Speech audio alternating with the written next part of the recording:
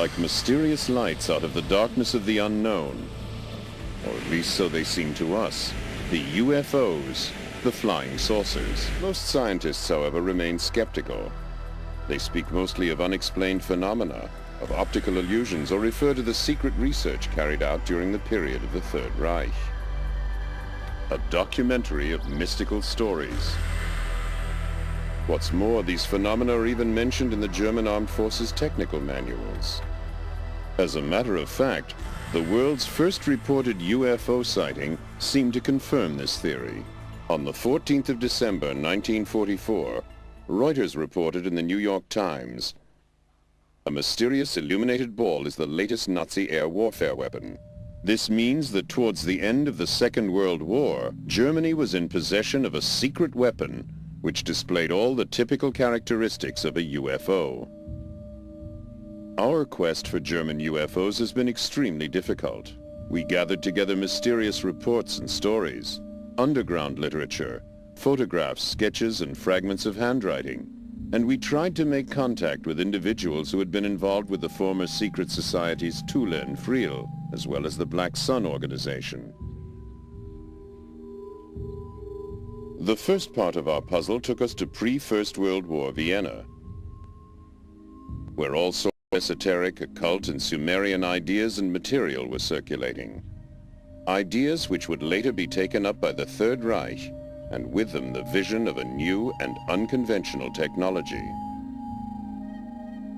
It was a period which witnessed an enormous blossoming of various secret doctrines and orders: Templars and Rosicrucians, Illuminati and Freemasons, Anthroposophists, Theosophists, Neo-Templars and Armanen. Some of them seemed suddenly to have woken up after a centuries-long sleep. What had disturbed their slumber was this: the impending arrival of the prophesied New Age, the changeover from the age of Pisces to the Aquarian Age. Every one of these groups felt themselves called upon to make their mark on the approaching era. At the beginning, heretical theologians as well as Oriental, Nordic, and Atlantis scholars all worked in concert, fascinated by one goal: the new Golden Age. A young man came into contact with all these secret teachings in Vienna: Adolf Hitler. He read all the books and other literature he could find on these subjects. Hitler soon evolved a vision whereby he realized the world would have to be reforged to pave the way for a new age. The way was now marked out for the steps he would take. The sole power that seeks renewal and yet creates destruction. In 1917, 4 men and a woman met here in the Viennese cafe Schopenhauer. The young Maria Ortisch, a spiritualistic medium from Zagreb, the student and fighter pilot Lothar Weitz, the occultist, orientalist, and officer Karl Haushofer, Rudolf von Sebottendorf, an occultist who had recently returned from the Orient, as well as Prelate Gernot from the Order of Knights Templar. Their subject was the coming of the New Age. They spoke of secret revelations, the Spear of Destiny, the magical violet black stone. They discussed the possibility of making transmedial contact with the ancient Germanic and Babylonian deities, Ishtar, Ostara, and Isais. Quite likely that this coffeehouse meeting witnessed the birth of the secret Thule Society, which in turn later spawned the German National Socialist Party, the SS, Black Sun, and the Friel Society, which in its turn gave a foundation to the occult activities of the Third Reich and the new comprehensive technology. And the beginning of German UFOs. What was the secret behind it all? The invincible source of power for them was the Black Sun, an infinite beam of light which, although invisible to the human eye, was nevertheless there and very real. Just as the bright daylight sun can illuminate the exterior, so the dark sun can light up the soul of man. It illuminates the divine light. To this very day, the occult philosophy of the Third Reich is veiled under a thick cloud of mystery and secrecy. Its leaders were drawn from the ranks of the Thule Society and the SS. In many ways, their ideas differed significantly from the accepted National Socialist Party line. Their emblem was the black sun. A secret philosophy thousands of years old provided the foundation on which the occult practitioners of the Third Reich would later build. The black sun symbol can be found in many Babylonian and Assyrian places of worship. Even the Phoenicians and the Carthaginians knew of the symbol and the beliefs that it represented. The Babylonian and Assyrian civilizations often depicted the black sun, the Godhead's inner light, in the form of a cross. Assyrian kings wore an insignia which in no way differed from the one more commonly known as the German Knight's Cross. No way of knowing just what exactly was going on in the minds of the occultists of the Third Reich, and to what mysterious ends their ideas would lead them. Perhaps they believed in the ancient prophecy of the New Babylon, which would rise again in some unspecified centrally located country when the third Sargon would return. The secret knowledge and the prophecies which the Knights Templar had brought back with them from the Orient had been slumbering for centuries, waiting for the time of fulfillment to approach.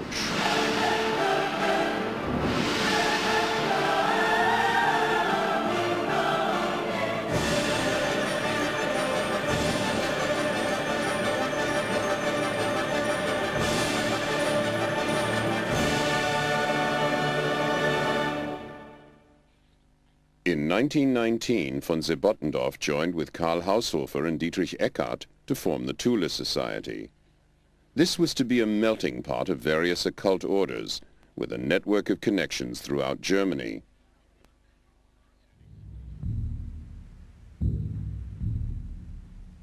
The center was to be in Munich. Many members of the Thule Society formed themselves in active opposition to the short-lived Socialist Republic of Bavaria.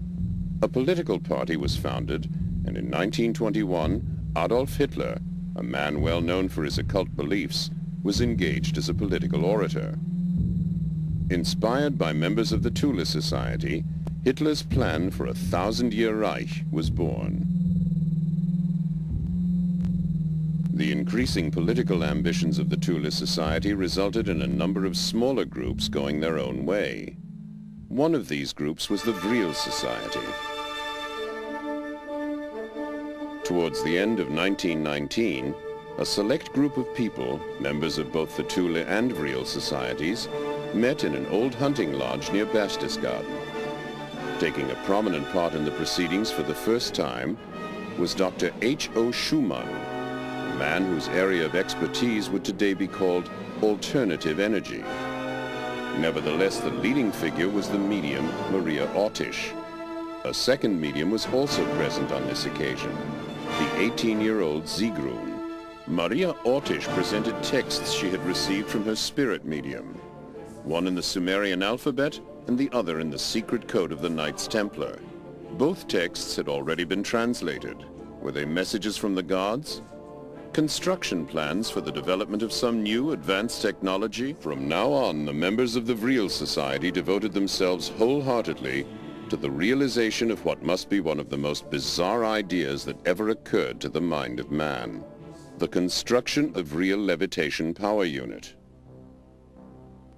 At the beginning of 1924, the machine was dismantled and taken to Augsburg in southern Germany for storage, perhaps to the Messerschmitt aircraft factory. As a member of the Thule Society, Rudolf Hess gave a number of lectures and was, among others, one of the people responsible for the early encouragement this new technology was accorded. In all things, we are able to recognize two principles which decide upon matter and events: light and darkness, good and evil, creation and destruction. These two principles, the creative and the destructive, determine our technical means.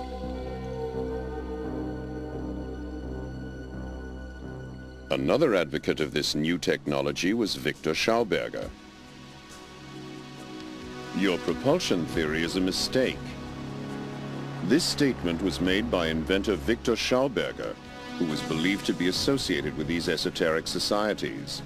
It addresses one of the essential points of the issue. Nowadays, we would call this the search for an alternative form of energy. Back then, however, there was much more at stake, namely the quest for another science, a radically different technology. To put it simply, we could say implosion instead of explosion. The positive elements among the esoteric scholars of the Third Reich were aware that all divine creations have always been creative, never destructive. A technology which results in explosions and is based on the principle of destruction cannot therefore really be in keeping with divine intentions. All internal combustion engines, for example whether piston engines or rocket propulsion systems, work on the principle of an explosion. In other words, with destructive capabilities. Their ultimate effect is sure to be destructive. The environmental damage meanwhile visited on the planet by the technology of explosion, including atomic energy, exhaust fumes, and so on, makes it quite clear that the call for a new technology, like the one under discussion back then, is clearly justified. Victor Schauberger's experimental flying prototypes worked on the principle of levitation. Esoteric knowledge played an ever-increasing role in the search for new sources of energy and motive power. Such research as there was particularly important in the development of electrogravitational and tachometric propulsion. This seemed to be at the very core of the alternative technology. The energy source of the future, cheap, clean, and independent of raw materials. Two special departments, U-13 and SSE-4, were set up to concentrate exclusively on the realization of this new technology. Die Intuition Johannes Keplers führte ihn zu dem Geheimwissen der Pythagoreer. The Johannes Kepler introduced him to the secrets of Pythagoras. Victor Schauberger's vibratory theories tied in with the traditional teachings of Pythagoras and Johannes Kepler. The monochord, an acoustic measuring instrument used by Pythagoras, demonstrates to us how the universe was created using sounds, which we obtain through a division of the sides. The entire universe was created using this principle of harmonic resonance.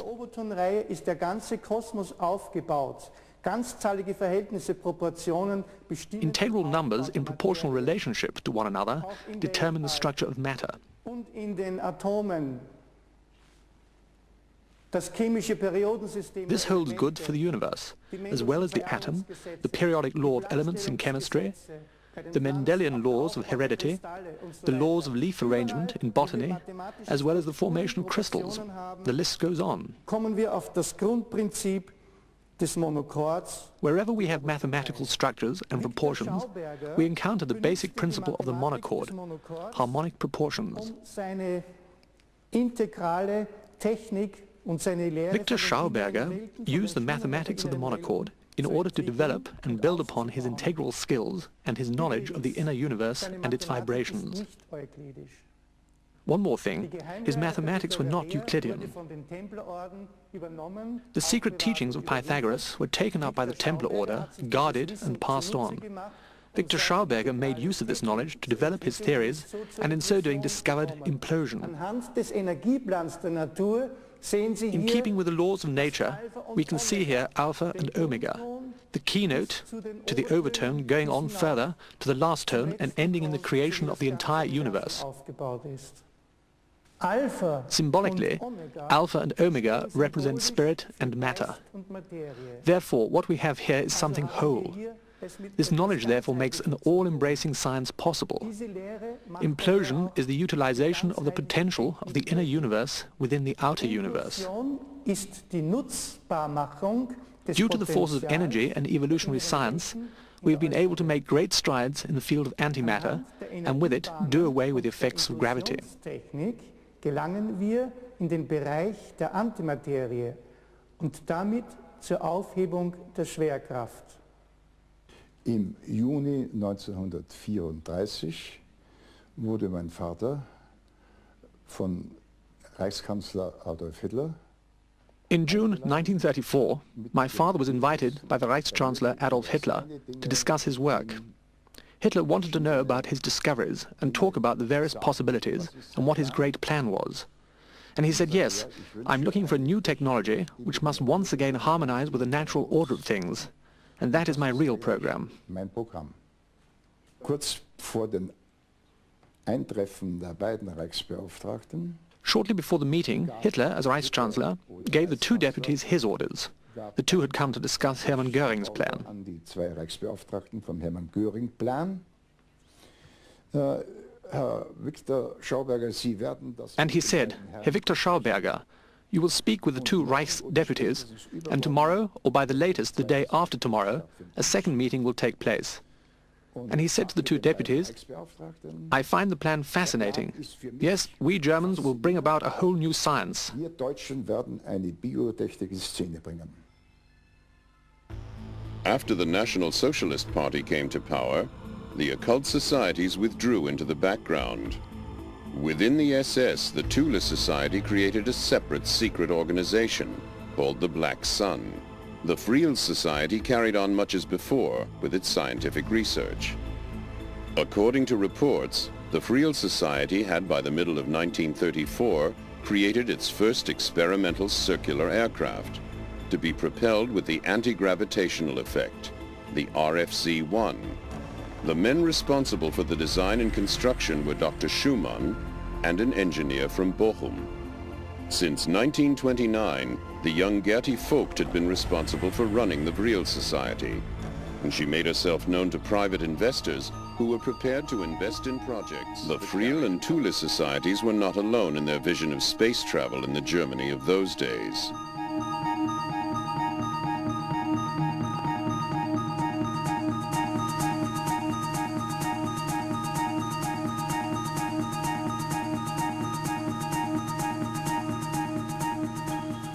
UFA, the German national film company, released a motion picture called The First Woman on the Moon. The first space rocket was then built by Werner von Braun and Hermann Obert with UFA movie money. Many German scientists studied the possibility of traveling to the stars.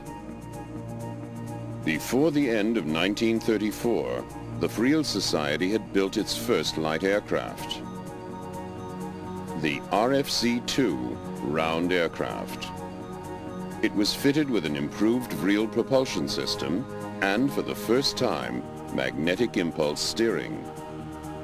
It measured hardly more than 16 feet from end to end, but it worked.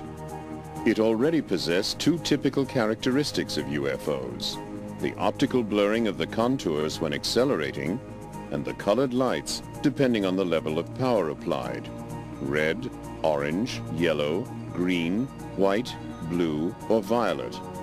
Despite its advanced flying capabilities, the RFC-2 remained virtually unnoticed by the political leadership of the time. The same fate was to befall the first jet-propelled aircraft 4 years later, the HE-138, the HE-176, and the HE-280.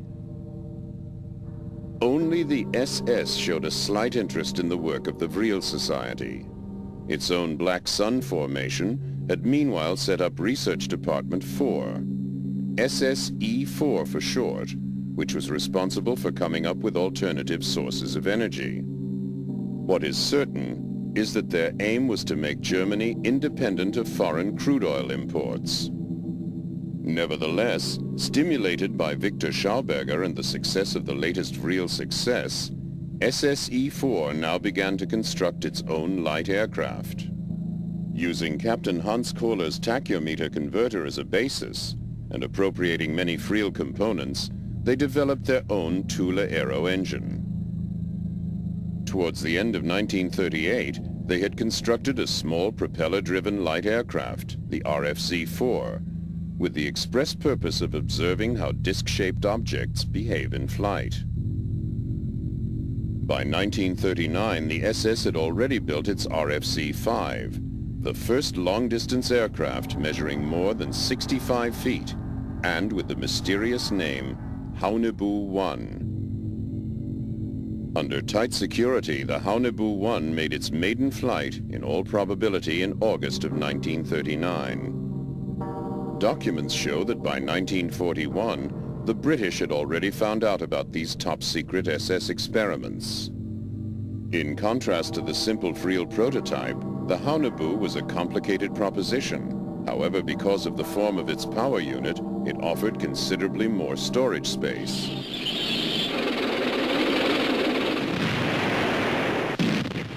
In 1939, Hitler made one of his biggest mistakes. What might have been meant to be a limited military action, the Polish campaign, led directly to the Second World War.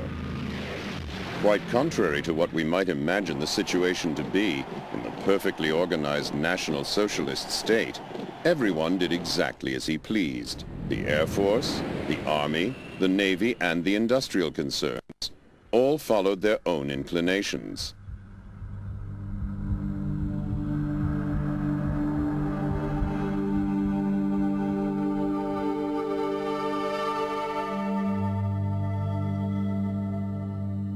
Competition for armaments contracts became intense.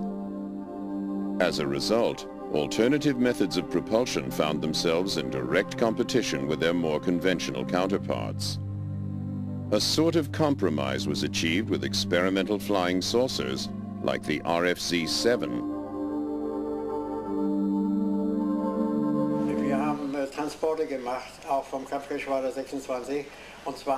The 26th Fighter Squadron had been ordered to fly from Kiel to Norway in order to resupply the 30 Fighter Squadron of the Bambach Command. On the return flight to Hamburg, I took a model of my aircraft design with me, and taking advantage of the opportunity, actually had it forwarded to Ernst Udet in the Reich's Air Ministry in Berlin. Zum Abschicken zum Reichsluftfahrtministerium nach Berlin an Udet. Udet hat dieses Modell weitergegeben. Udet passed this model on to the research establishment in Peenemünde, where tests were later carried out. Over and over again, I later heard reports from people who were working in Prague on the construction of flying discs, and progress in this field was actually being made. I also knew that Habermohl and Schriever were in possession of my model and had begun work on its practical applications. Habermohl und Schriever mein Modell praktisch bekommen hätten zum Ausarbeiten, zum Rekonstruieren. Und diese Flugscheibe hat der Schriever auf seine Art, seine Gedanken umgebaut.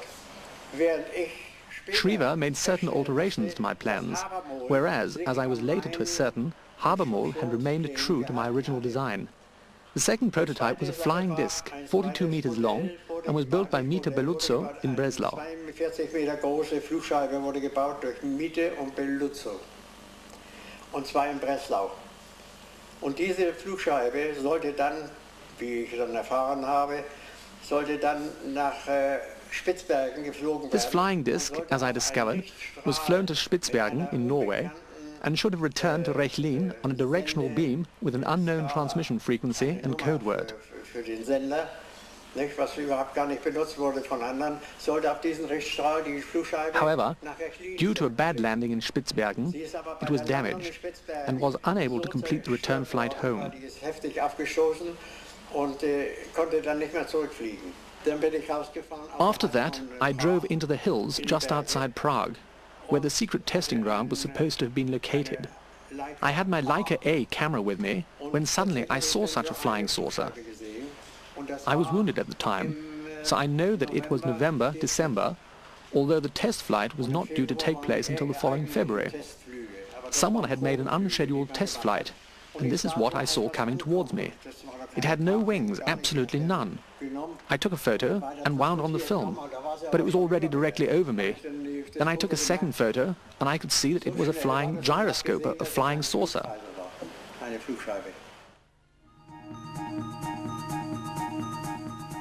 Apart from the conventionally powered flying saucers to be seen at this time, there were indeed other UFOs cruising the skies. A small Vril RFC-2 had been in service as a reconnaissance aircraft since the end of 1940. This rare photograph shows an RFC-2 in the skies over the southern Atlantic, on the way to a rendezvous with the auxiliary cruiser Atlantis in the waters of the Antarctic. Individual sightings of the first RFC-6 Haunebu II were also reported. In July 1941, work began on this Schriever-Habermohl flying gyroscope, a jet-propelled vertical takeoff light aircraft. By the end of 1942, the first practical tests could begin. However, there were serious design faults in the first prototype. The same year, Dr. Richard Miete began work on a turbine-driven light aircraft, the RFC-7T. This was to be discus and not saucer-shaped. The Italian scientist Giuseppe Belluzzo soon joined this project, followed shortly afterwards by Schriever and Habermohl. They worked together to produce a functional, reliable light aircraft.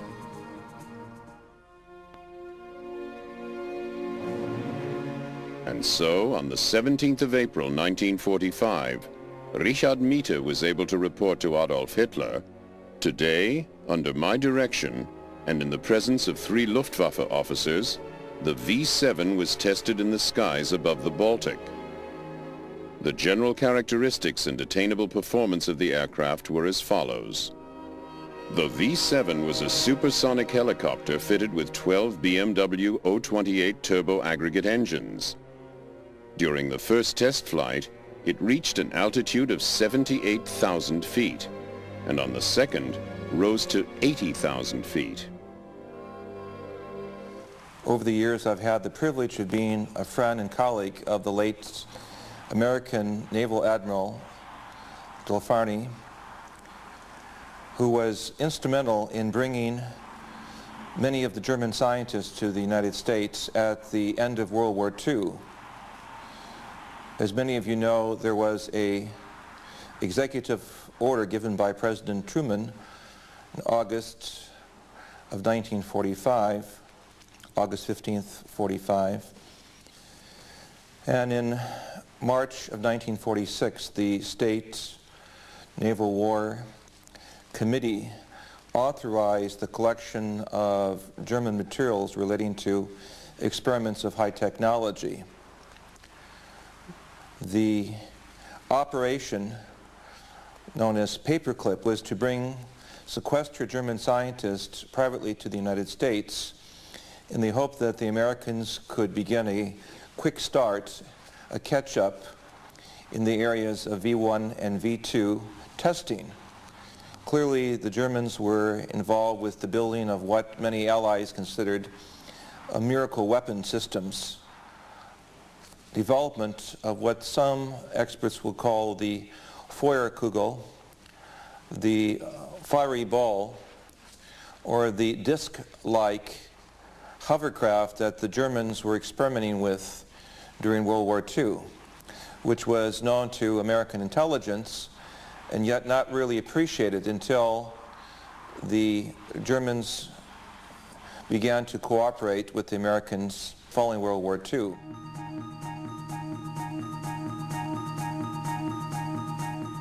Now let's return to those people who right from the start were responsible for this. In the winter of 1942, a new light aircraft circled the Friel testing ground, the Friel 1. A single-seater with an overall length of 36 feet. In other words, the dimensions of a fighter aircraft, which was what the Friel was intended to be. This also holds true for the armaments. 3 30mm caliber Mk108s and 2 MG17s. While the Vril 1 was being developed and constructed, significant strides must have been made in the attempts to make transmedial contact. There were definite plans already at hand for the construction of a much larger aircraft, the Vril 7. In comparison to Friel technology, the Miete Belluzzo and Schriever Habermohl projects were really still quite conventional. Strange tracks in the perpetual ice. They compel us to take notice of an episode in history that crops up over and over again in connection with German UFOs. The German Antarctic expedition of 1938. In that year, under the personal command of Hermann Göring, an unusual expedition was planned. The operation involving the seaplane carrier Schwabenland had been given the mission of conquering land in the Antarctic. The expedition was a success, resulting in an area of 229,000 square miles being claimed for Germany as Neuschwabenland, or New Swabia. New Swabia is not just an ordinary tract of the Antarctic. It is a land with ice-free mountains and lakes, a habitable land which had never before been visited by any foreign expedition.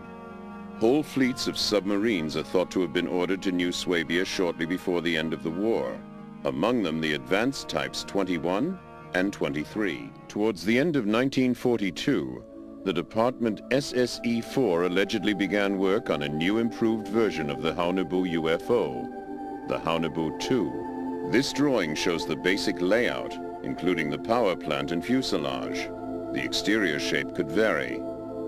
The dimensions of the Haunebu 2 varied from craft to craft, from an overall length of between 85 and 100 feet, and a height of between 30 and 36 feet at the center. It was said to be capable of a top speed within the Earth's atmosphere of 3,200 knots. The Haunebu 2 was also in all probability capable of space travel. Some versions of the Haunebu 2 already show signs of their combat readiness with the Donar ray gun, which at that time was still in the design stage. This drawing shows the layout of the crew cabin, enough room for a very, very long journey. And if the reports are correct, there was even a 230-foot-long Haunebu 3. Just before the end of the Second World War, Department SSE-4 planned to build its own gigantic UFO space station. It was to have been assembled in the old Zeppelin hangars. Its name? The Andromeda Machine. Weights of more than 100 metric tons wouldn't have posed any difficulty to the Vril gravitational engine. If we look back at the history of the ancient Near East, keeping in mind that the German philosophers were some of the best Orientalists, the work of Friedrich Delitzsch, who was one of the foremost Assyriologists. In his book, Bibel und Babel, the study of Babylon and the Bible, we acknowledge a reference to flying spacecraft. We have the same concepts in the Sanskrit traditions of the Vimanas. The Germans were clearly well aware throughout the history of some 12 to 6,000 to 3,000 years, depending upon Oriental and Near Eastern history, that these craft did exist. That is to say, that gives German experts the ability to make expeditions to Kashmir and to the South Pole suddenly appear on the scene. Obviously, there are higher connections. Many expeditions were mounted before and even during the war. Not just in the Near East, but also as far afield as South America, such as this one led by Edmund Kiss. And in the remotest regions of Asia, under the leadership of the famous Swedish explorer Sven Hedin. It was the search for traces of a higher knowledge.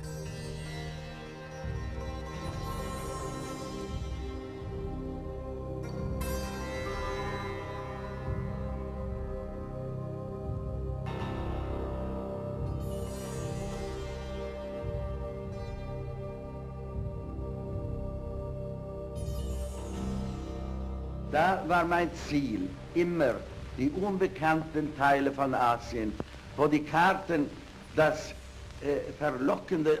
My aim was always those unknown parts of Asia, where the maps bore that enticing word unexplored over the white expanses.